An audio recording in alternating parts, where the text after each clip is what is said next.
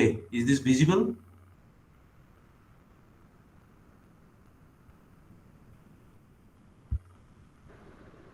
I guess so. Yes, yes, it's visible.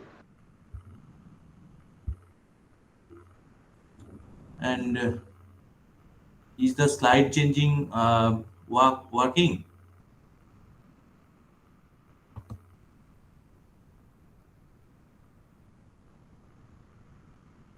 Actually, your screen is no longer visible right now. I can't see it.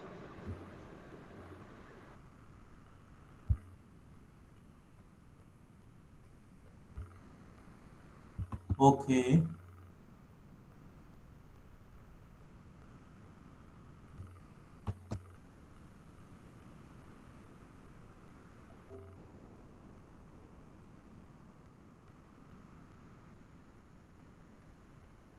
Now,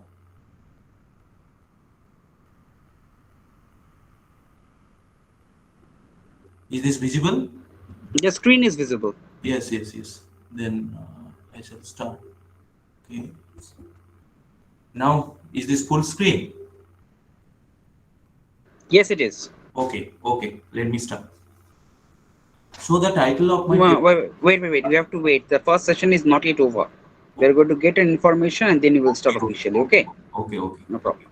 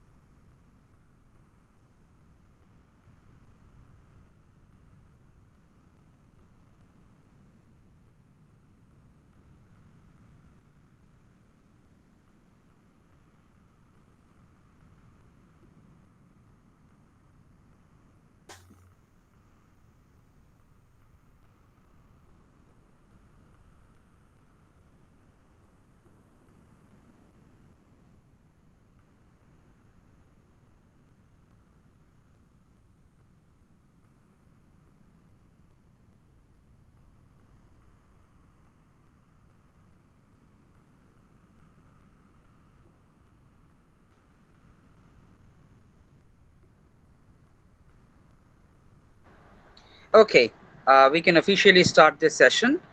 Before we begin, I will just like to reintroduce the entire session on record. Welcome everyone to the third parallel session on the third day of the 7-day international bilingual webinar on tribal lifestyle. This is the second edition of this webinar, and this time it is being organized by the International Bilingual Journal of Culture, Anthropology and Linguistics in collaboration with the School of Languages and Linguistics, Jadavpur University, the Department of Sanskrit, Surendranath College, VIT University, Bhopal, Madhya Pradesh, the Society for Natural Language Technology Research, Government of West Bengal, Link Club, Jadavpur University. Um, we have with us in this session five presentations, and uh, how many of the presenters are I can see Agniv Datta, I can see uh, Boidonath Mahato, and I can also see Juhi Jan James, right? I hope I'm not mispronouncing your name.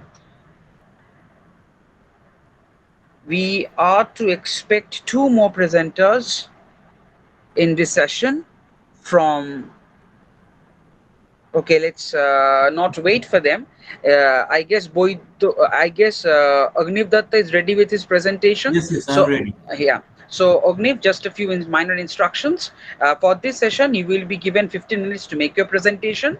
Plus, you can take another additional 2 minutes, which you can yield to the chair if you want, and you can reclaim that at the end of the session to take question answers, whichever you are comfortable with. Okay, Agni, you can start. Okay. So there is a slight change in the title of my paper. The revised title is The Unvanquished Politics of Cultural Transmission in the Translation of the Screenplay of Aparajita. And this is the brief outline of my presentation. First, I will be talking about what a screenplay exactly is and the background of the source and the target text.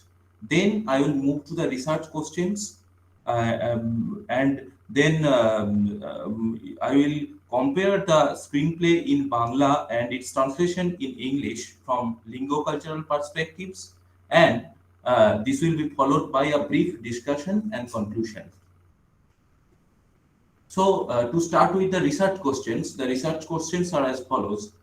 Considering the inevitable presence of an original text which comes into existence before the translated one, how far a translated text can subvert the long preserved notion of supposed primacy of the source text? How far a translated text or the target text can carry the culture specific anecdotes exhibited by a source text? Can a translated text stand on its own potential as an independent text so that the source and the target text can exhibit mutual dependence? The entire discussion will be based on the linguistics and cultural factors involved in the process of translation. So now comes the title portion. The title of the screenplay is translated as The Unvanquished, meaning unconquered against all the odds. The translation seems to be quite appropriate, keeping in mind the eternal struggle of the protagonist grappling with the impediments of life. But the translator not only foreignized the term Aparajito, but also domesticated it as the unvanquished. The strategy of domestication makes it easier to comprehend the term for most of the readers across the globe. The film Aparajito received worldwide appreciation after it was released. Retaining the title in Bangla is a strategy on the part of the publishers to attract both the film and the literature enthusiasts of the world, which would provide both the publisher and the translator an easier access to the global market. Another striking linguistic change in the usage of the definitive article the in case of the translation in English. In Bangla, we have determination, that is lexical internal determination, whereas English is marked with grammaticalized determination. So there is the overt usage of the in the English title. Now comes the content. We will look into the instances of foreignization and domestication in the target text. Ghat is translated as Ghat remains the same as Ghat, which is a instance of foreignization. Shakal is translated as dawn, which is an instance of domestication, and Sadhu is translated as old man. But what is to be noted here that an ordinary old man does not have the religious connotation associated with the sadhu in Hindu philosophy. And the vocal sound ow, ow, ow made by the sadhu does not have an equivalent in English, and the translator has to omit it. Now comes some more instances where the target text departs from the source text. In the source text, we have the Kashir Gangar Drisho, the expression.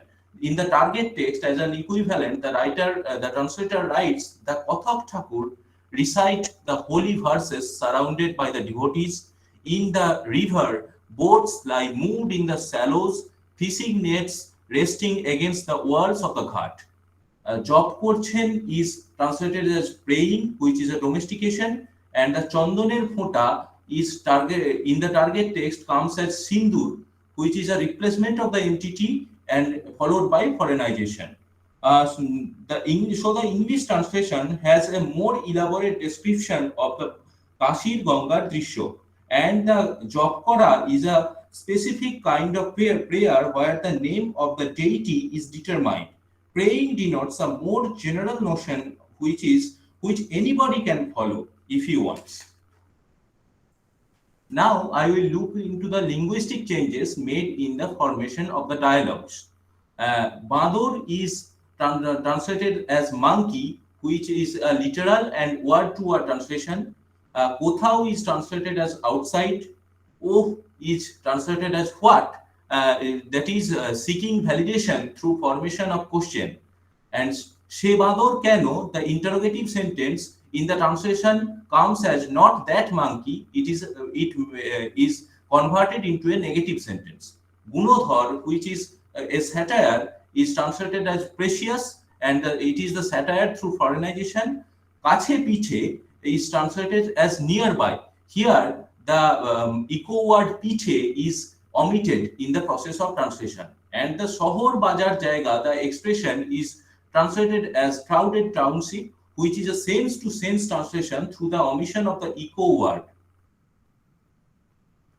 Now comes the untranslatability of the discourse particle found in the source text. So bhalo shona mukh dekho to is translated as see if you can get some mukh dal. Kal anbokhon is translated as I will bring it tomorrow. Edike is translated as but, and Nam Janine Bapu is translated as I don't know the name. The discourse particle like to, khon, and bapu are language specific and therefore untranslatable. So the translator has to omit these expressions. Now comes the dialogues that are in Hindi in the source text and the target and the treatment of them in the target text. Pani is translated as water, but the translator reminds us that the dialogue is in Hindi. And another example is there. It is रात को भी कुछ नहीं सुना नहीं देखा देखा था लोटे से रामलीला देखकर is translated as I didn't hear anything in the night. We came back late from the Ramlila performance. So the medium of the film is Bangla, and the director has deliberately used some Hindi dialogues in the film to remind the viewers of the fact that the setting of the film is Varanasi. The translator resorts to word-to-word translation of the Hindi dialogues and mentions in the bracket that the original dialogue is in Hindi. Next comes some expressions then that are in the translation. The place name Kasi is written in the dialogues, but Varanasi is used when the translator is describing the scenes. In the translation, the translator has foreignized the terms like moog dal, musur, another variety of dal, the dish called khichdi, and pan masla. But for the sweet called laddu, the translator takes a different strategy and paraphrases it as a sweet made from milk. The compound verb pan saja or preparing the betel leaf for eating is translated as making pan. In the English translation, the terms adhering to relationships are foreignized. The terms like khoka, raimoshai are foreignized as khoka and raimoshai. The vocabulary items like praise, globe, Victoria Memorial, hog markets are expressions in English that are fossilized in Bangla, and they remain in the same in the both of the texts. The translator has only used the Roman script used in English while translating. Horihar utters the verb in the past tense e chilo, which is a different manifestation of the standard Bangla verb eshe chilo. In another instance, in the Bangla text, Sarbojoya tries to utter the word scholarship following Opu and utters scholarship. The translator copies the utterance using Roman alphabet as Kolasi to retain the localized Bangla accent. The montage shots used in the film are translated in the are not translated in the target text. Retaining the Bangla terms can be viewed as an effort not to let English dominate the source language Bangla. She has to paraphrase some culture-specific anecdotes in order to simplify the inherent cultural connotations. Adherence to both of these contradictory approaches helps her create the discrete in-between space that Bhabha talks of. Now, I will talk a little bit about how the film as well as the target text epitomizes modernity. If we can recall the novel Pather Panchali, Opu and Durga together were not able to see the trends. But in the film called Pather Panchali, which is a predecessor to Aparajito, Satyajit Ray made them see the trends. In the beginning of the film, Aparajito, a train rambles through the bridge. The train in both the films act as a sign of modernization, and as a citizen of post-colonial India, the protagonists are bound to experience modernity. When Opu first comes to Kolkata from Monsapota, for the first time, the camera focuses on the nameplate Harrison Road for quite some time.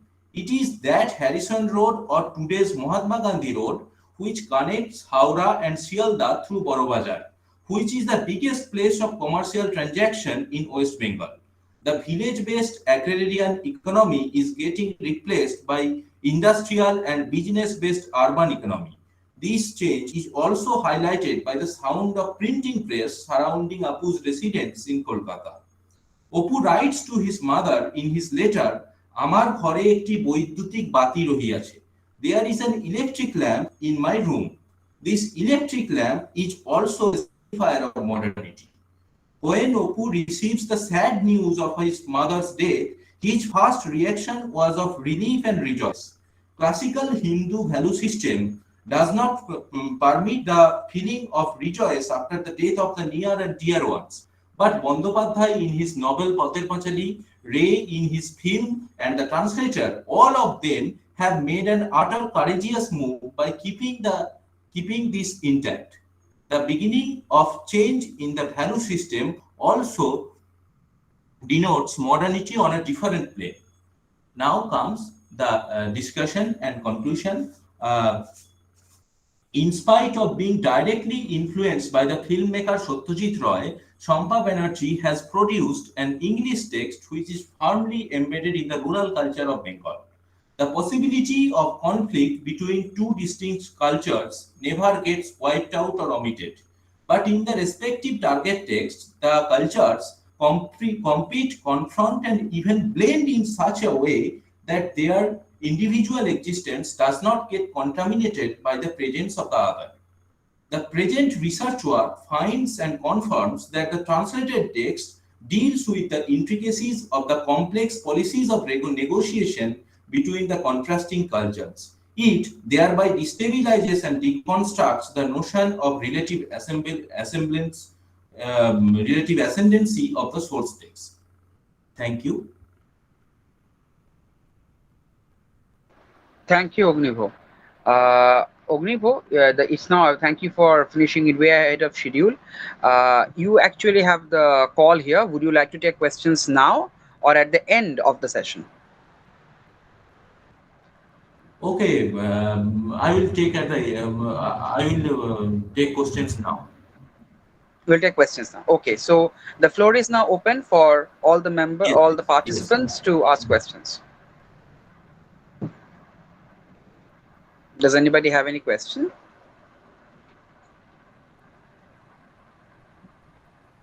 কারো কি কোনো প্রশ্ন আছে স্কলারকে করার জন্য?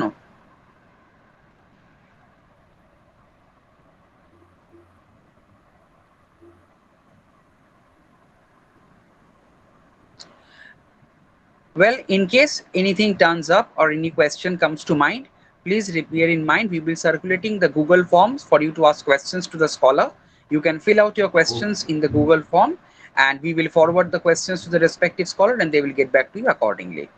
Okay, moving on, we are pleased to announce that our next scholar, Debashish Sarkar, has joined us. And he will be making the next presentation. Um, Debashish Sarkar is the as an assistant teacher at AKG School High School in Aura, and he will be making his presentation on relation between culture and technology as a cultural diffusion. Um, uh, Scholar Sarkar, you have 15 minutes time to make your presentation plus 2 minutes which you can use for taking question answers which you may yield to the chair and reclaim it later at the end of the session. Whatever is favorable to you. I am Uh, Devashish. yes, Devash Sarkar, you are free to start the session. I am present. I am Devashish Sarkar. I convey my gratitude all dignitaries present here. My topic is relation between culture and technology as cultural diffusion. Culture and technology, two terms, are two sides of the same coin. The relation. My topic is relation between culture and technology. How it relate with cultural diffusion. The relationship between culture and technology is emerged with cyclical way. Culture will develop technologies based on um, based on the needs of desires of the pupil. Technological know-how on or influence the way of life and pupil lives and affects pupil's culture. The change in lifestyle can also mixed with when a technology develop outside a culture is introduced into the culture. Technology influence everyday life and has a strong influence on culture. So technology is incorporated all the aspects of culture, including travel, food habit, government policies. Technological shapes different cultures and differentiate one another. It allows us to intermix. Technology plays a crucial role in the development of culture as a technology is the knowledge that people apply in adapting to their environment and this affect the behavior of mankind in the process of adaptation. uh, Cultural next terms also use cultural diffusion of cultural diffusion means cultural diffusion means it mixed with our cultural meets through trade, conquest and any another types. My topics first headings, culture. What is culture?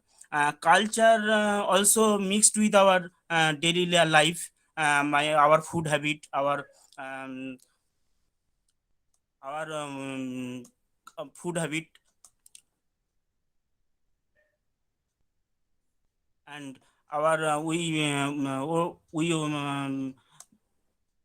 hello.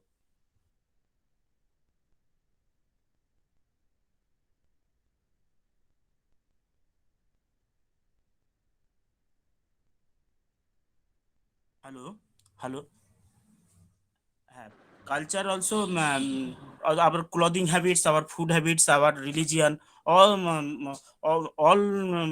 this situation, culture mixed with this clothing house, clothing যে habits, clothing habits আমরা যখন বিভিন্ন রকম জামা কাপড় পরি আমরা কখনো সাউথ ইন্ডিয়ান ড্রেস পরি, কখনো আমরা আবার আমরা উত্তর ভারতের বিভিন্ন ড্রেস পরি। এই ধরনের কালচার মাধ্যমে আমরা বিভিন্ন রকম, বাইরের দেশেও এরকম আছে, তার মাধ্যমে আমাদের কালচারাল মিক্স আপ হচ্ছে, এর মাধ্যমে আমাদের মধ্যে কালচারাল ডিফিউশন গড়ে উঠছে।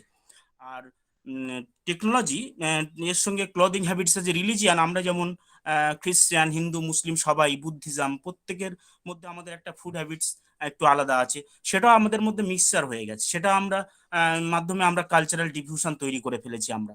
এখন আমরা সব রকম, সবাই সব খেয়ে থাকি, সবাই সব রকম বস্ত্র পরিধান করে থাকি, সবাই সব রকম ধর্মীয় অনুষ্ঠানে বা বিভিন্ন রকম অনুষ্ঠানে আমরা আমরা সবাই অংশগ্রহণ করি, এর মাধ্যমে আমাদের কালচারাল ডিফিউশন গড়ে উঠছে।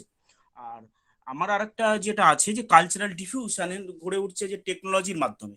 টেকনোলজির মাধ্যমে কিরকম ভাবে আমরা, ধরো আমি যেহেতু একজন জিওগ্রাফির স্টুডেন্ট, আমি দেখেছি যে ধরুন এগ্রিকালচারের ক্ষেত্রে কি আছে, আমরা আগে কি করতাম, আগে আমরা লাঙল ব্যবহার করতাম, আগে আমরা টেকনোলজিক্যাল নোহাউ জানতাম না, কিন্তু পরে আমরা ট্রাক্টর বা আরো হারভেস্টার, বিভিন্ন ধরনের জিনিসপত্র যে আমরা ব্যবহার করতে শিখেছি, এর মাধ্যমে আমরা কিন্তু সেটা আমাদের অভ্যাসের মধ্যে, সেটা আমাদের দৈনন্দিন অভ্যাসের মধ্যে জড়িয়ে গেছে।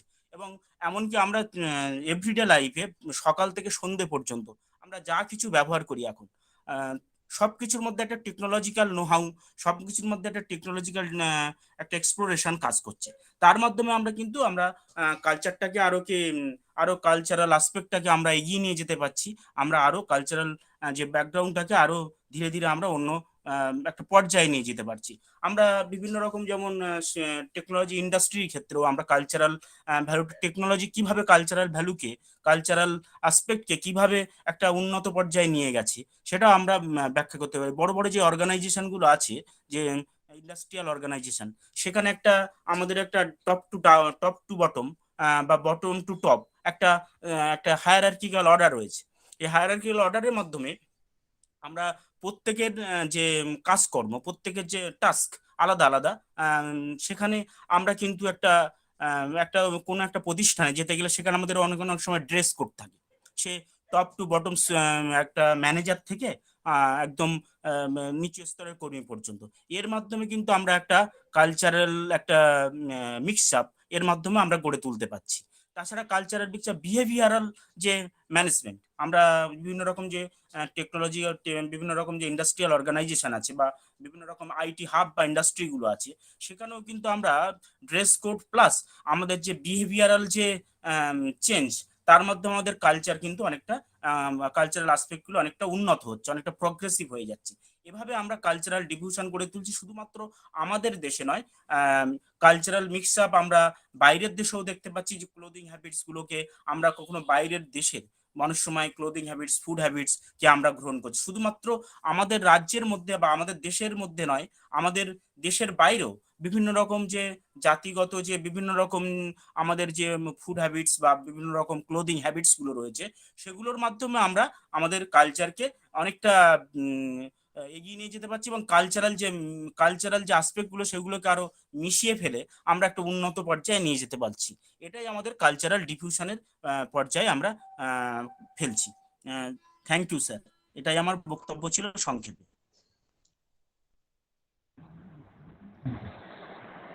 Thank you so much, Devashish Sarkar, for your presentation. If any of the other participants have any question for Mr. Devashish Sarkar, this is the time for you to ask questions.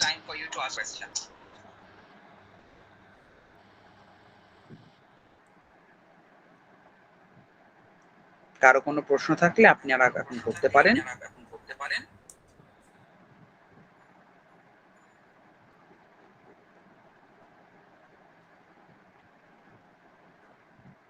Yes sir. মহিদাস sir, আপনি question করতে পারেন।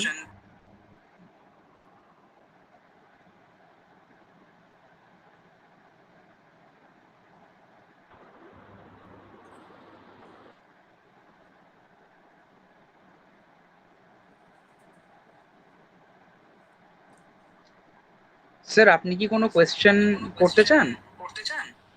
মহিদাস sir? Sir বোধহয় লিখছেন, মানে ও আচ্ছা, text.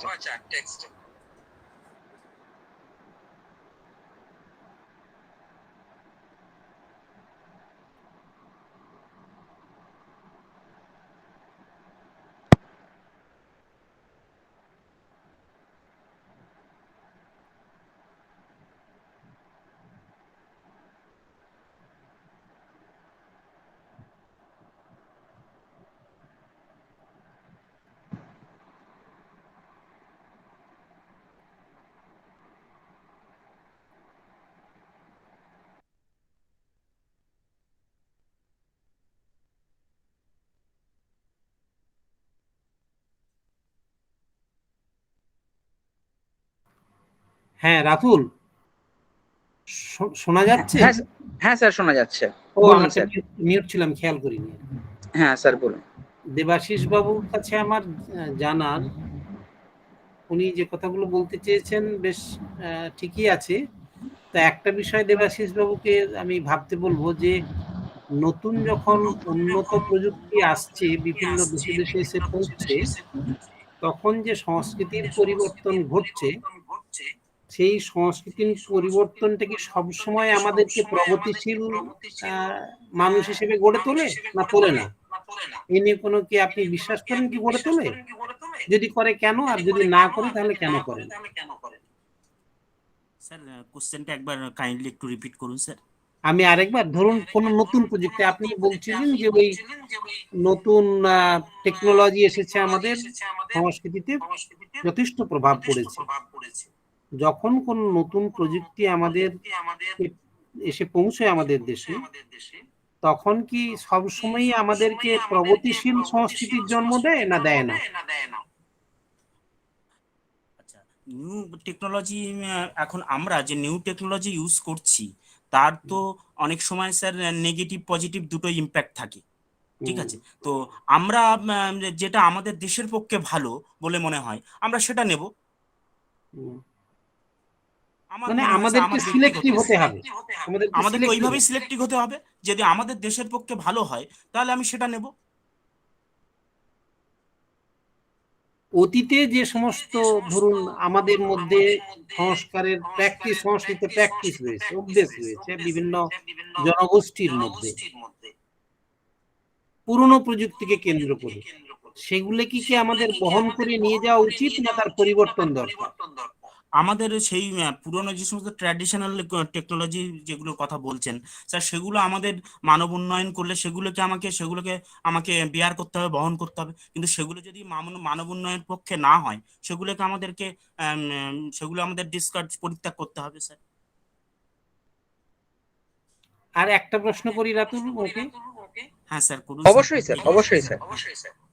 ধরা যাক আপনি লাঙলের চাষের কথা বলেছেন, সেখানে আমাদের ওই যে ফসল কাটার উৎসব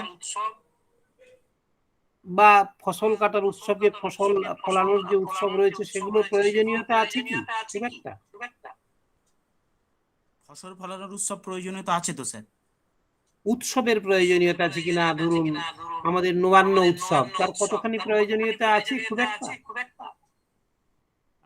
স্যার এবার আমাদের তো যে আমাদের কৃষ্টির সঙ্গে যেগুলো যেগুলো জড়িয়ে আছে জাতিগতভাবে বা বিভিন্ন রকম জনজাতির মধ্যে, ওগুলোর তো প্রয়োজন আছে। ওগুলো তো আমাদের জীবনের সঙ্গে অঙ্গিভঙ্গিভাবে জড়িত। ওই সংস্কৃতিকে নষ্ট করলে তো সেই সমাজের পক্ষে সেটা অহিতকর হবে। ওগুলো তো একসময়ের অতীত প্রযুক্তির ফসল, তাই না? সেটা হোক, কিন্তু আমাদের পক্ষে ভালো হলে সেটা নেব। এবার লাঙলটা বলেছি স্যার, লাঙল এবং হারভেস্টার দুটো না, বলেছি। লাঙল ছেড়ে দিই, যে কোনো একটা বিষয়, আমাদের অতীতের যে প্রযুক্তির নিয়ম আছে ছিল, তাকে ভিত্তি করে যে সংস্কৃতি গড়ে উঠেছিল, আজকে যখন নতুন প্রযুক্তি এলো, সেই সংস্কৃতির দরকার নেই বলেই মনে হচ্ছে, সেগুলো আর কোনো কাজে লাগে না।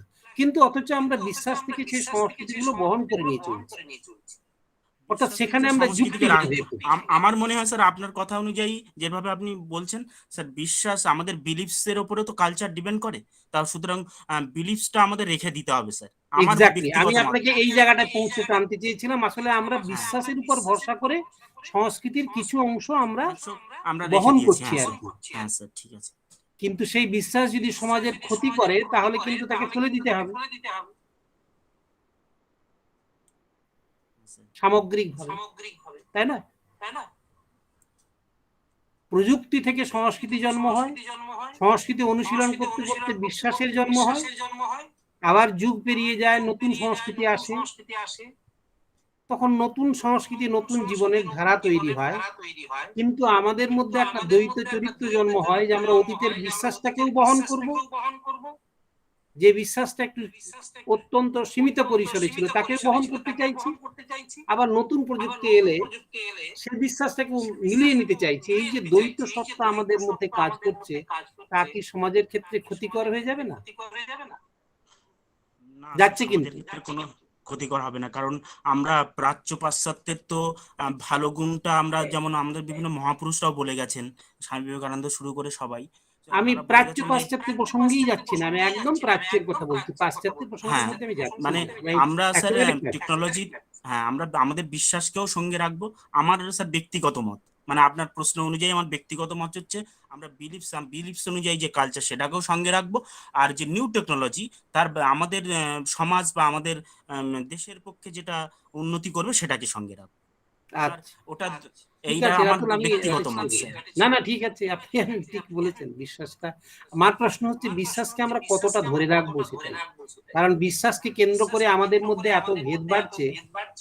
সেই জন্যই বলছি যে যখন প্রযুক্তি বিজ্ঞান মনস্কতা যখন জন্ম নিচ্ছে, তখন বিশ্বাসকে কেন্দ্র করে যে সংঘাত আমাদের মধ্যে জন্ম নেয়, এই হ্যাঁ স্যার, দুটোকে ঠিক। বিচার করার বোধহয় সময় এসেছে। তাই আপনার প্রযুক্তি থেকে প্রগতিশীল চিন্তা আমরা নেব, কিন্তু অতীতের প্রযুক্তি, অতীতের জীবনধারাকে কেন্দ্র করে যে বিশ্বাস জন্ম নিয়েছে, তা থেকে কি বেরিয়ে আসার দরকার নেই? এই প্রশ্নটি শুধু করতে চেয়েছিলাম। থ্যাংক ইউ, আপনি বিষয়টা তুললেন, আমার ভালো লেগেছে আপনার। Thank you, sir. Thank you, Devashish Sarkar, for taking the question. আমরা এর পরে স্কলারের কাছে চলে যাব। আমাদের এর পরে যিনি স্কলার আছেন তিনি হচ্ছেন জুহি জ্যান জেমস। আপনি কি আছেন? Yes, sir. I hope Okay. I'm audible. Yes, you're audible. You're audible. Okay, so Juhi Chan James is currently a research scholar in the Department of Linguistics, University of Kerala, and she is going to be presenting her paper titled Tribal Language Documentation, Benefits and Limitations, with special reference to the Pulaya tribal community. Please correct me if my pronunciation is wrong. I do apologize sincerely. Um, Ms. James, you shall have 15 minutes to make your presentation, and you will be given another additional 2 minutes to take questions, which you can yield to the chair to reclaim back at the end of the session whenever you are comfortable taking questions. Ma'am, Ms. James, you may start. All right, sir. The pronunciation is okay. It's Hilpulaya or Malapulaya. It's a tribal community in Kerala. And yes, sir, I got your all the orders and suggestions. I'll move on to the paper. I'll quickly share my Word file if I can. Let me see.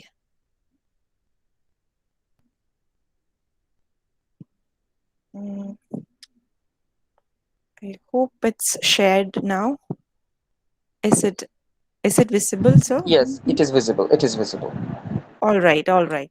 So my paper is regarding tribal language documentation, its benefits and limitations, with a special reference to the Malapulaya or Hilpulaya tribal community, which is a tribal community in Munnar, which is Kerala's famous tourist destination, and also a residence to many indigenous communities. So I have made a small attempt to throw light on the native tribes and also the difficulties that one may face, especially now due to COVID and other circumstances when one tries to go for field work in this paper. Regarding the native socio-cultural information, they have three different divisions, which are Karavari, Kurumba, and Pambu Pulayan. They inhabit the area of Devikulam Taluk, and the Pambu Pulayan is considered the lowest due to some peculiar reason. The contact between these three sects is much less, and the area is of hilly terrain with forest reserves, coffee and tea plantations on the way, and it's much beautiful than saying it plainly with words, that it is a very breathtaking view to perhaps see it with your own eyes. The indigenous people are much behind making all the reserves like honey or lemongrass, etc., which is grown in the area and also sold by them. So the community members actively engage themselves in the production and the selling as well.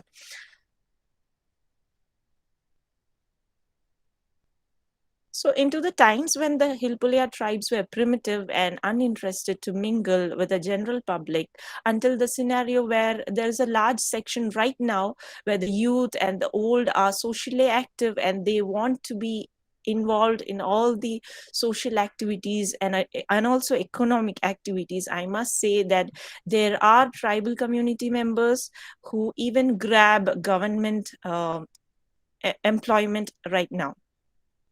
So the Hilpulya or Malapulya, the term as such, refers to the language and the tribes who belong to that society.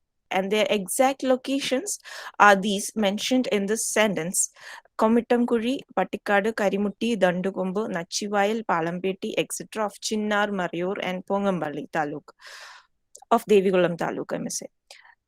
So the areas like those of Muniara, which is one of the settlements, they have crops and paddy fields at the boulder tops. It just goes in a sentence, but they have paddy fields literally at the top of a very rocky and hilly terrain, which is for the human hands, and which is a very good toil for the human hands, I must say. And they are very hardworking people, where we can find vegetable farming and gardens that are done around Kandalur area, which serves as a great tourist attraction as well as their occupation. There are differences in religious beliefs and socio-cultural practices among the subgroups, which I earlier mentioned, which are Karavari and Pambupule and etc. of the Malapulaya tribe. And the headman of the tribal council is called the Mupan. And the Mupan is the Tandakaran, Mupan or the Tandakaran. These are two terms which refers to the head of their community, and they have power over other members of the settlement, like that of the police we have right now. And the rituals, regarding the rituals, they have marriage which is incomplete without an invitation by the Tandakaran or Kolkaran, which I just mentioned. They come with betel leaves as invitation cards, and nowadays they have paper printed invitation cards as well, because they are very much situated near the town, and they are slowly adapting to the cultural practices of the town members or the non-community members. So there is much acculturation which can be seen, but still there are community members who still stick on to the olden cultural practices. So the two subgroups prefer to be recognized as two different sets of groups, cultural groups, or be it social groups or religious groups, and they claim themselves associated to be associated with Kandagi from the Tamil literature. And there's even a temple in Marayur which possesses a cave that is said to be leading to the Madurai Meenakshi temple, though there is no true evidence for that. And the carving in the temple's rock is in a script that is yet to be deciphered, which is still not understood as their own script. They celebrate festivals of their gods, Pongal, Thai Pongal, Diwali, etc., and most of them profess Hinduism. There are members of the community who have converted, but those who leave the settlement and adopt other religions are considered outcasted by them. They make their own musical instruments, which you can see, I think, in the pictures given below, which is used by them during festivals, and the community members dance to the folk songs which they celebrate, and they also dance whenever they are extremely happy and they are proud of their dances and music. They have a traditional interest for dancing and singing which when done by all the community elders. And I must say, when you go to the settlement and ask the elders to dance or do something of an activity, they are not at all hesitant to exhibit their dancing skills, and which is a really entertaining aspect to view. They also play games and gather beneath the banyan tree, which they have in one of the settlements which we visited in Pongambali, where they get together for discussions, for reciting their folk songs, telling stories to younger generation members, and so on. Regarding the dialect is both of Tamil and Malayalam influence. The area Chinnar is a place where both Malayalam and Tamil is spoken by all the people around, and hence their dialect is both Tamil and Malayalam, both strongly influenced by Tamil and Malayalam, and have borrowings from both the languages. And with others, they can easily speak either Tamil or Malayalam, and they can use its scripts, and not all, some, especially the younger generation. And the major economic resource of the community is land. Of course, they, as said earlier, they grow coffee, they grow cardamom, rice, millets, and sugarcane, etc. Lemongrass, which is one of the um, leading small scale industry, everything that's related to land. And the government has allotted a minimum of 1 acre of land per family in each hamlet, and they have taken settled cultivation in those lands. There is non-skilled daily wage labor, animal husbandry, petty shop, and collection of MFP, which are their subsidiary occupations. They're mostly Hindus, and they worship and revere the entire Hindu pantheon deities along with their own deities, which are these: Kali, Mariamma, Kannimara, Karuppan, Shaplamma, etc. are some of their deities, which is represented by stones. They have their own um, festivals for worshipping their own gods. And according to the 2011 census, their population can be estimated to be around 2,959. They have good healthcare facilities, which were scarce till a few decades, but now they have good or enough healthcare facilities given by the government. The inhabitants in the olden days had medicinal beliefs that mainly relied on available herbal remedies. They even say they have herbal remedies for snake bite, which they don't reveal, or the remedies which they don't reveal to the outer world, but they say they have remedies to every sickness they usually come across. The mortality rate was also not too low, yet it has considerably shown improvement with the modern medicine availability. Maternal and infant care was not under proper medical guidance till the recent generation, and they explain childbirth as something very natural, and which they conducted in their own homes with making of a rasa, which they say as a as a as a as a drink for the mother, and as well as um, the baby, they give another drink, and it used to be a very homely affair till the recent generation, which is now accustomed to go to the hospital and so on. And they never had proper medical aid in the previous days, but they don't say it as a something of a dearth or something lacking. They say they have remedies for everything which they come across. They usually had a midwife in the earlier times, and a serving of tamarind rasam, which is a sour and spicy variation of South Indian soup. And other sicknesses like the common chicken pox was considered a blessing in disguise of an ailment, according to the Hilpulayas, as they pray while repenting their sins to their deity with the stern belief that she will cure and cleanse the ailment.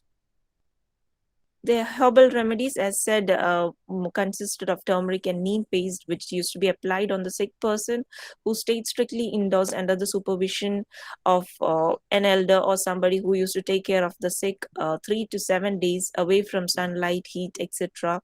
And after this period, a bath was provided in a special manner. And water used to be collected from a running stream at a time when no one around was watching, and the water used to be kept in the house covered for a day, and then is poured over the head of the sick who recovered partially or completely from the ailment.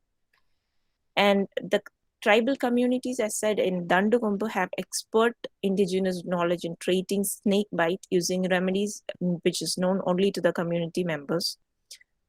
The current generation, however, knows the need for education. The recent pandemic scenario has made the school children in the community also switch to online mode of study. They have a room which is reserved for the e-classes, and they call it Padanamuri, where they teach and learn. And the tribal promoters, they tend to take classes, and the promoter who accompanied us herself has told us that she also volunteers to take classes for them. And the current education system has both primary and secondary levels. Some even make it up to the college or university level. There are members from the community who are working with the government now. These resourceful people further help those native speakers in need. The economy is still developing. The survival skills of the tribe are worth mentioning here, since the tribal community buys grocery and monthly stuff in a single transport. Suppose if you go to a settlement, you can see in a single rickshaw or something, all the members or the... It's 12 minutes. You have 3 more minutes. All right, so I'll quickly go to the conclusion. I think I've taken too much time. So these are the area in the pictures. We can see how beautiful they have, and they have current social issues where they cannot majorly sell their MFP directly, which is mentioned in the relevant current issues, and other issues like educational, which is the lack of electronic devices the kids right now have. And while collecting data, we have other issues regarding funding as well, which is mentioned. But somehow, if the funding issues can be overcome, their language will account to a very greatest resource. And since the language is listed as one of the endangered languages, we can actually save a huge resource and a lot of remedies and other secrets, not secrets as though their indigenous knowledge, which will be useful to the for upcoming generations. And I am skipping to the final. The consonants which is present in the languages are these, mainly the pa, ta, cha, ka, ma. So when it comes to their documentation, I have stuck to the ethics and everything. And once we go deeply into the documentation, there are communities in the interior areas who will not support the documentation, since they don't want a sudden exposure of their closely held values, beliefs, and rituals. And some never want to share with the external world, which is one of the difficulties I have encountered. And there are even communities who will somehow help us. That's another thing. And there is miscommunicated content, which is another aspect of the limitation of documentation. While the miscommunicated data can result in terribly wrongly transcribed data, which will further result in a bad language documentation practice. And coming to the technological advances, though there are many quality and appropriate recording materials, tripod stands, the Olympus and the Zoom, which is very good recorders, but there will be glitches while documenting, noises while documenting, which is another problem. And segmenting the words is another problem. Excuse me, Yes. but Yes. it's 15 minutes. You can wrap it up in another minute, Okay. please. All right. So that this is one of the sentences we can find in their languages. I'm not saying it all, and these are the references. And to reduce the risk and inefficiencies, there will be future technological advances, I'm hoping. And this is the paper regarding language documentation. Thank you so much for your patient hearing. Thank you, Ms. James. That was a wonderful presentation. Thank you so much, sir. The session is now open for questions. If anybody would like to ask Ms. James any questions, they may proceed with them.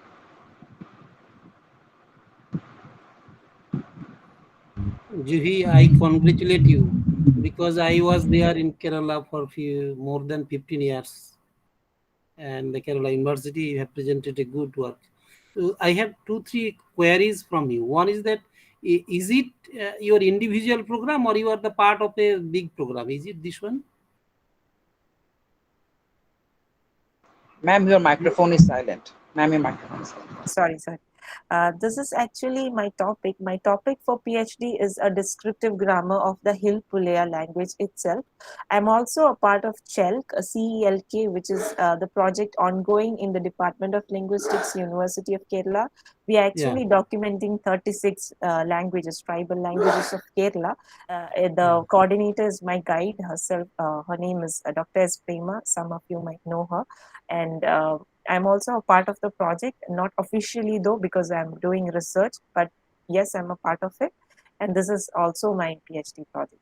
Is now Kunyama is head at that place at present? She is there. She is not the head. The current head is Dr. Shanawaz. She was the Shanawaz former is head. there. Yeah, she was the former head and she was my former guide too. Dr. Yeah, Esprima. he received this project from the UGC, I feel this. Yes. Yeah. I think that you are going to document all these things for the available for the others. No, I think they will do that. Yes, for the project, the Hilpulea community is already documented. And for my thesis, my fieldwork was done during the last November, during the pandemic time itself. And the thesis writing is still going on, sir. This is my 4th year. One query is from you that do you think the mainstream culture is destroying this relevant practice of these communities? Mainstream culture is destroying this one. Do you feel it? Yes, the cultural practices is a bit destroyed. I shouldn't say completely destroyed because there are some sectors of the tribe who still closely value their cultural practices and even their languages. Because when I am present in between them, they somehow try to speak in Malayalam or Tamil because they know I don't understand their tongue. But when they speak amongst themselves, they try to use their own language. So I have tried to record whenever they talk among themselves. And also their cultural practices seem to diminish because there are other festivals which the dominant community celebrates. So they also tend to celebrate those practices. So there is diminishing, not a complete destruction, I must say. Thank you. Convey my regards to Sanwaj, Rosemary, Kunjamma, Prema, all these people. I convey my regards. Yes, sir. My name is Mahidas Bhattacharya. They know it very well. Okay, sure, sir. I will definitely convey. Thank you, Ms. James. Thank you, Professor Bhattacharya. We will now move on to the next presentation. We actually are scheduled with 2 more presentations, but I do not see the the final presenter still available. So we will move on with the next presenter. Our next presenter is research scholar Boidonath Mahato. He is a postgraduate research scholar with the School of Languages and Linguistics, Jadavpur University, and he shall be making his presentation on emerging trends of computational linguistics in multilingual space, a review. Scholar Boidonath Mahato, you have 15 minutes to give your presentation plus 2 minutes to take questions and answers, which you may yield to the chair to take up at the end of the session. Over to you, Boidonath Mahato. You may start your presentation.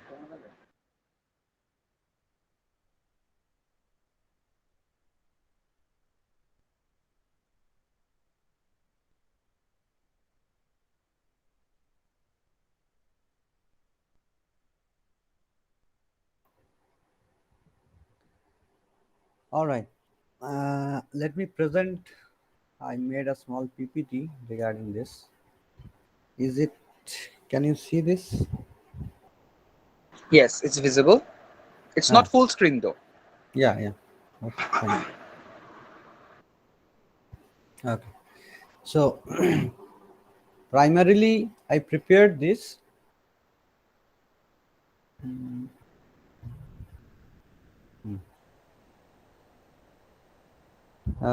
As a means I observed that regarding computational linguistics, people from the linguistics background are very much are not much aware regarding the current trends and the applications, and they have an abstract notion and maybe some fear also. So regarding how to do these computational linguistics things, or it is a very tough thing, or maybe it is of people from the computer science department or other departments, they usually do this. So to familiarize the computational linguistics in our linguistic field, I have tried to make this paper actually. So this is a very brief thing. So let me start from the initial state itself.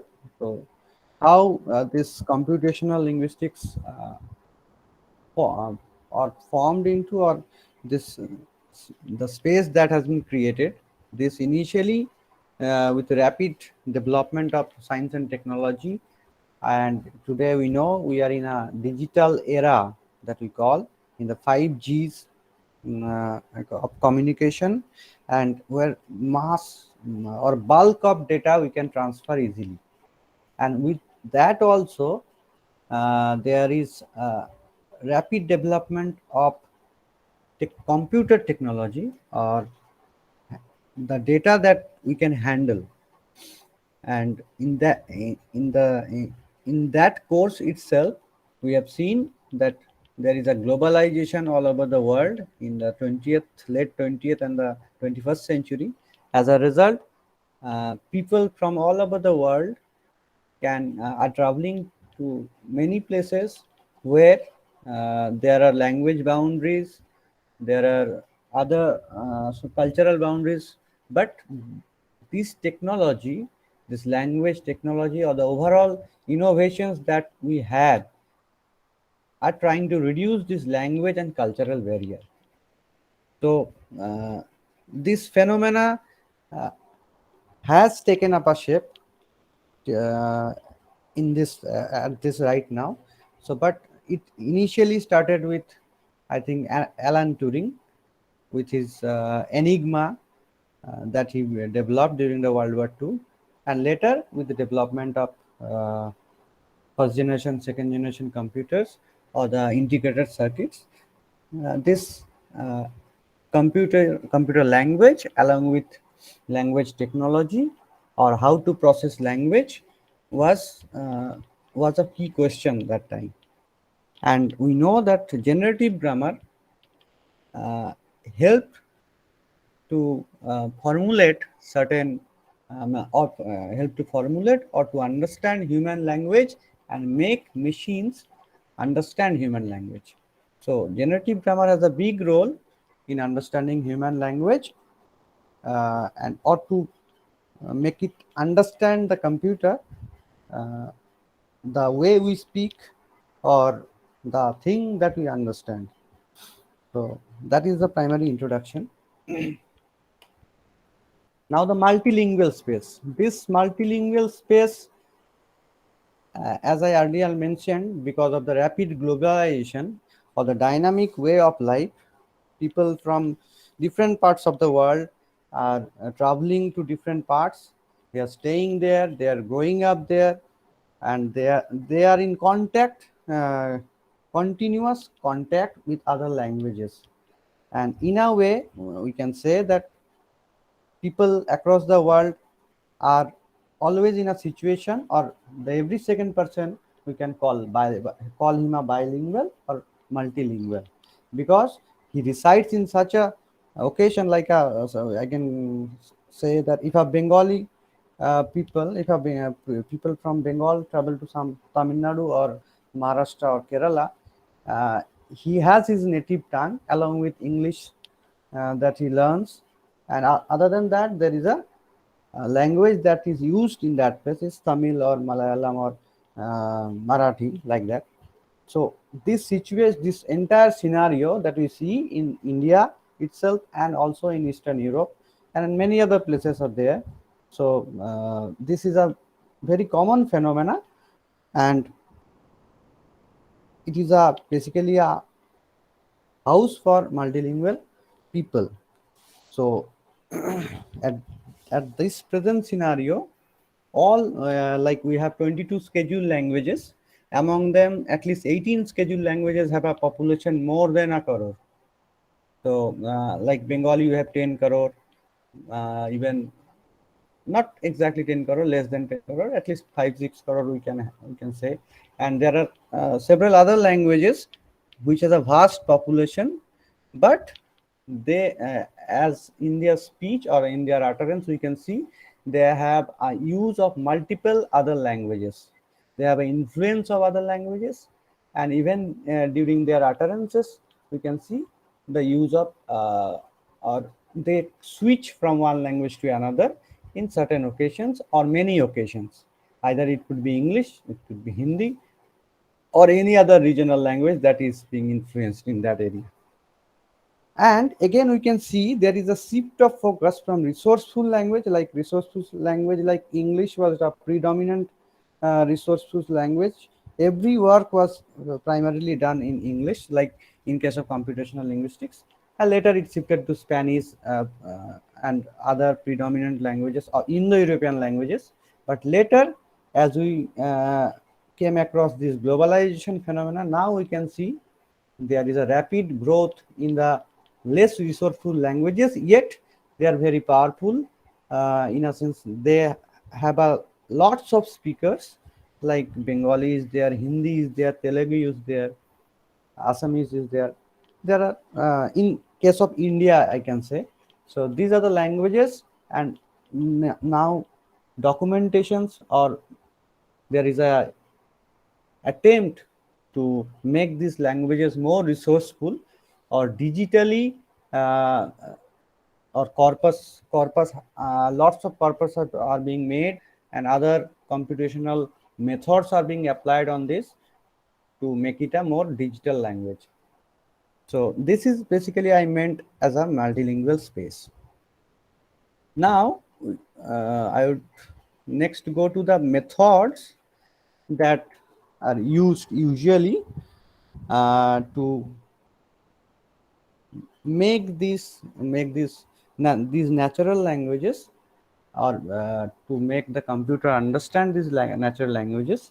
So there are certain methods that usually computational or the department or the computer science usually uses. These are statistical models, and we know them as machine learning, deep learning models.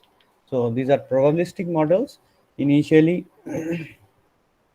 meant to these are predictive models basically. So they tried to break down this data, or these are semi-supervised, supervised, or unsupervised models which the computer understands. So usually there was no such trend for the regional languages where this computational methods were applied. But later in this 21st century, we have seen lots of work have been done in case of Bengali, Hindi, and other major languages. So some of the computational methods that are being used to understand or to analyze these languages are N-gram model, SVM, support vector machine, hidden Markov model, conditional random field, decision trees, or combining each of these with some. So or hybrid model also they have applied. So these were the initial we can say initial models that were popular, but later with introduction of neural networks, so it comes under deep learning, artificial neural network, convolutional neural network, or recurrent neural network has opened the space for we can analyze lots of data, means millions of data we can analyze using these models, or we can frame up situations or frame up system where we can feed maybe 1 lakh words, 2 lakh words, or a million words, and we can frame up a model to analyze any language. So these are the modern methods that are being regularly used and currently trending in case of computational methods. Now the emerging trends. Now the subfields of computational linguistics that are very much applicable and that are trending in case of India as well as in other spaces like automatic speech recognition. This attempt has been made since 1970s. Yet the way speech recognition or the technological advancement or the way we understand speech and the way the machine understands speech uh, has a little has a gap, and we need to sort it out. So this is now a initially text based analysis or text processing was very much in use, but later it was shifted to speech recognition or speech processing. Then speech normalization procedure is also there because every speaker has a distinct, unique voice, we know. So to normalize this speech, it is very essential to understand the constraints that are involved in it, and so that the machine could understand or recognize each of them, and they could relate with the specific word, specific phoneme, or any morpheme. Then emotion recognition. Emotion recognition is also another emerging trend that is done using uh, speech analysis. It is 12 minutes. You have 3 more minutes. Okay. Okay. So emotion recognition is their dialect normalization, where different dialectal variations can hamper in speech processing, or it creates problem for machines to understand them. And another are voice assistant like Alexa, Google Voice Assistant. We see lots of problems are there in case of Alexa or Google Voice Assistants. They fail to understand what we exactly say sometimes. So these are one of the emerging trends. And other are text to speech or speech to text are there. And in case of human language generation, chatbots are very much popular now. So lots of chatbots are in production or are in research, so that uh, there are limitations in them, but it is trending nowadays.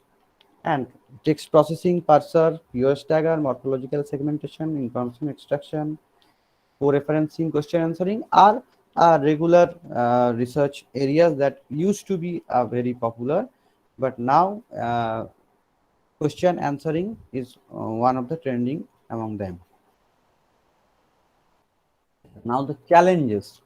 The basic challenges are real-time speech analysis. So generally speech analysis was involved in a very soundproof room and with the speaker in a specific setting. So but real-time speech analysis, where there is noise, where there is lots of other disturbances, to understand that speech is a big challenge for speech processing. Then we have code mixed, code switch speech.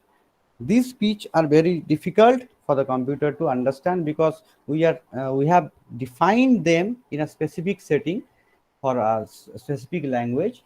But since in a multilingual or bilingual space, code switching is a very common phenomena. So this is a big challenge. Then also context sensitive data. So that gives a big, means in case of real-time speech, context sensitive data is very much important, and to note the context, it is that is a big challenge to note, or how to explain the context to the computer. And another challenge is the lack of proper theories on cognitive behavior of human to understand the phenomena of code switching, code mixing. How does this phenomena happen, or what are the cognitive events that happen while we code switch or when we code mix? There is a setting, there are some. It's 15 minutes. Please wrap up in Yeah. 1 more minute. Thank Yeah. you. Okay. So that is the thing, and also there is a lack of understanding of dialectics of language contact, including multilingualism, bilingualism, and this phenomena are happening. Okay, so this is there are some references, and I would end up with a quote of Chomsky: "A language is not just words; it's a culture, a tradition, a unification of a community, a whole history that creates what a community is. It's all embodied in a language." Thank you. Thank you, Boydenath Mahato, for the wonderful presentation. The floor is now open for questions. If anybody has any question for the scholar, he or she may proceed.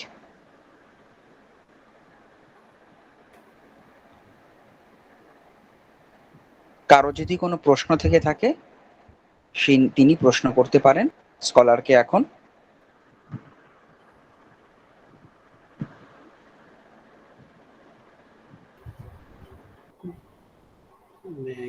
Bodhanath, Yes, sir.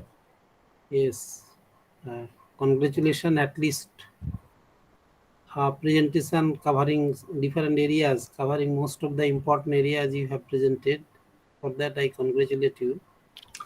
But a question I have for you, and not a question, I am asking to think on you.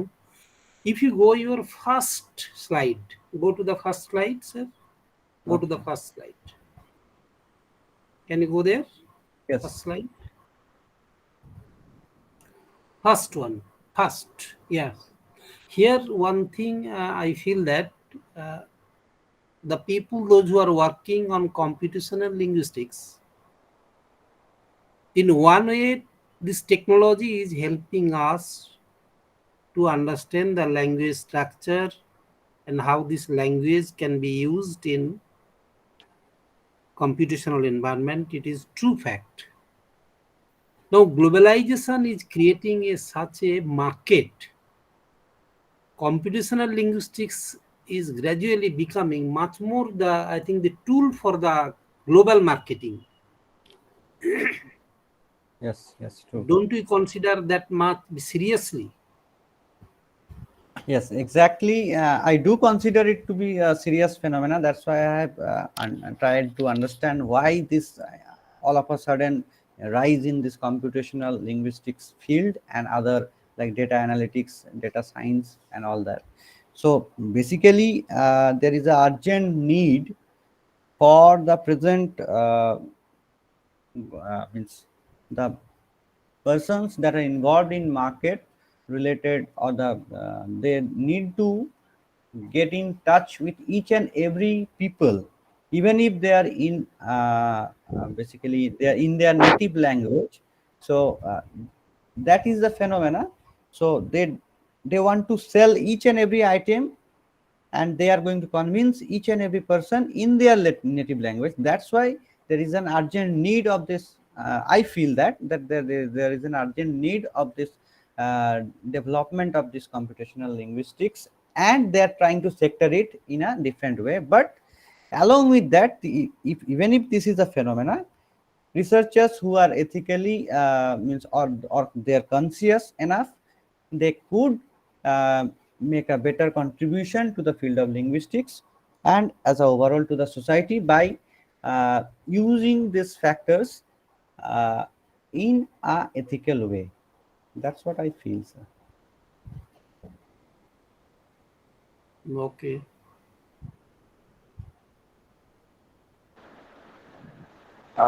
Any further questions? Does anybody have any more questions?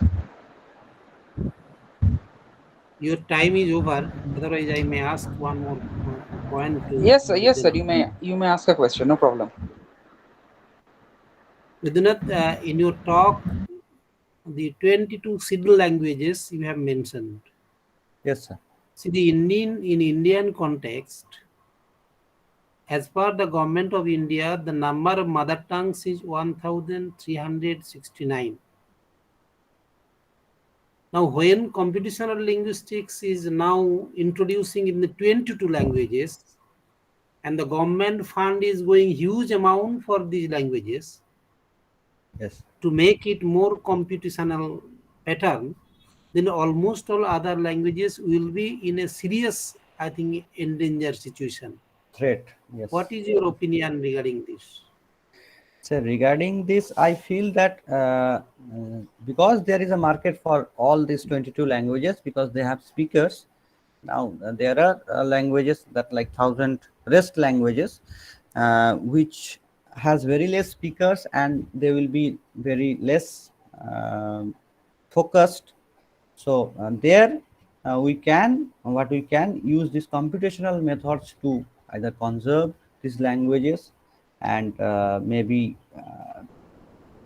build up some tools that could be maybe very difficult because the funding is entirely controlled by the government and other agencies. But some it is the duty of the linguist to distribute or to focus all the languages equally, other than the areas where there is money and where there is market. So it is their duty to conserve the languages in the way they are actually. That's right. That means, as a computational linguist, we should be careful about two aspects. One is the contribution of computational linguistics in the development of ideas on the theoretical linguistics and language systematization on one side. True. On the other side, we should be careful about same time to shape all the languages of the world using the computational technology. These two things we should keep in mind, but commercialization, let it be there, what is going on. If we want to protect that, we will do that. Otherwise, these two things we should keep in mind. This should be ethical, I think, this parameter for the computational linguist. Exactly.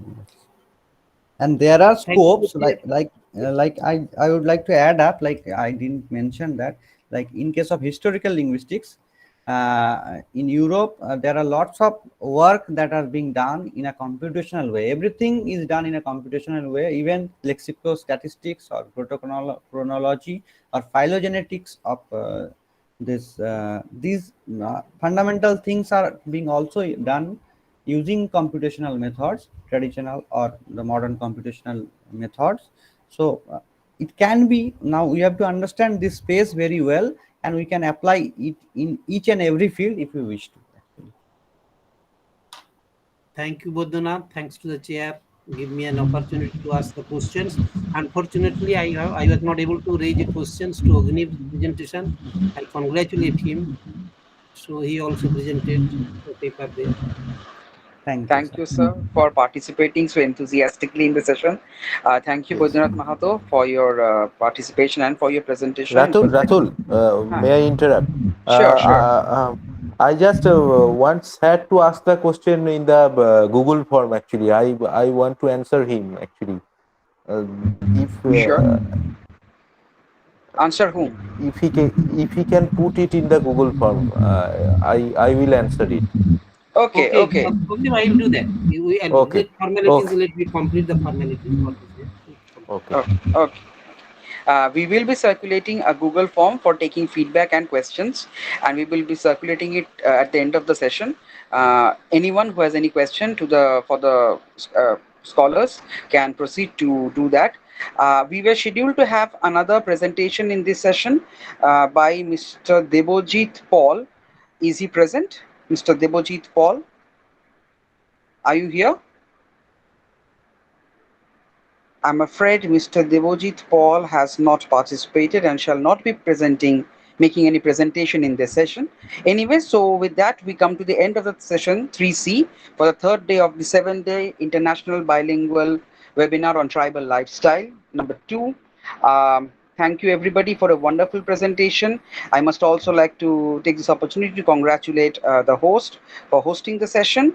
And before I hand it over to the host, I would like to mention that tomorrow as well we shall be having the session from 4 in the afternoon. The invited talk and the parallel sessions shall start from 6 p.m. as per schedule.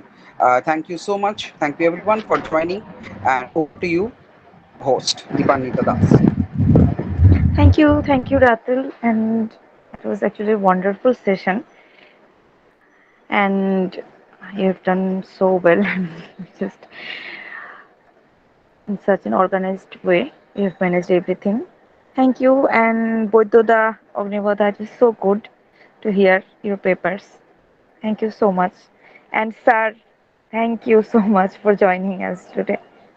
Thank you. Yeah, I think almost all people I could not meet them, but I'm looking there. Yes, I sir. think this year. Yes, I'm And not Juhi, I even. congratulate you, Juhi. You are from Kerala. Special attention for you there. So Juhi is there in present. Alokes is there. Alokes was not responding in Yes, Bodhanath's paper. I'm Alokesh. surprising. That's why. Why you have not responded? No, I was waiting actually, for. I had a question. You already asked that, so I got my answer, and the presentation was so much elaborative. By actually, I got all of Yes. my answers actually, and that was Devashish really Babu, very congratulations. impressive presentation by Boidoda. Devashish Babu is there. I asked some questions. Devashish Babu, I don't want to disturb you, but I wanted to get from you. No sir no Devashish, sir thank congratulations. You sir সবাইকে নমস্কার sir ঠিক আছে thank you Others are not known with me. Dipanita. Dipanita Yes, is sir. Yes, sir. now you are student here or what you are doing now? Sir, I have actually, I can't say that I have started, but I've got the admission confirmation from University of Delhi.